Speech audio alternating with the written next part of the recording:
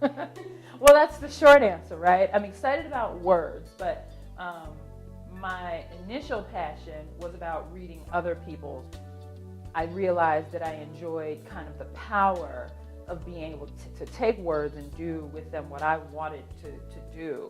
At the time, I didn't acknowledge it as a power. It just seemed like a fun thing that I could do.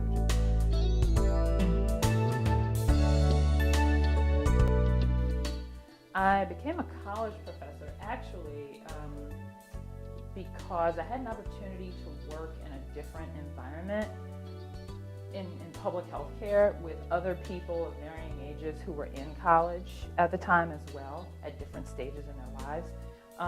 And they knew I was the English major, and so they always brought their papers to me to, help them revise, or they'd come to me to ask me different questions about essay development and grammar and things like that. And, it always seemed interesting to me, or I should say it became interesting to me, the idea of stepping into a classroom and actually being able to help adults as a career.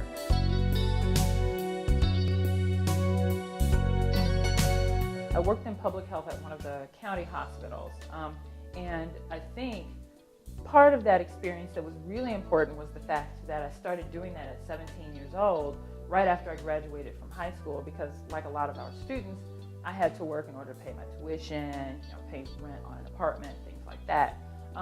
And so I think that gave me, a sense of responsibility that I needed, and, empowerment to take charge of my life from a young age. But it also allowed me to understand the challenges of having to balance.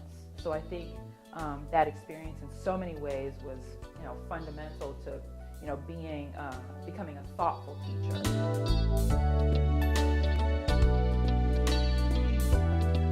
Students.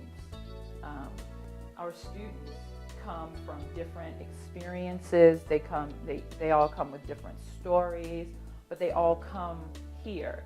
And what excites me about higher education especially is that everyone's here for something, and something positive, and they've all chosen to come here for something positive.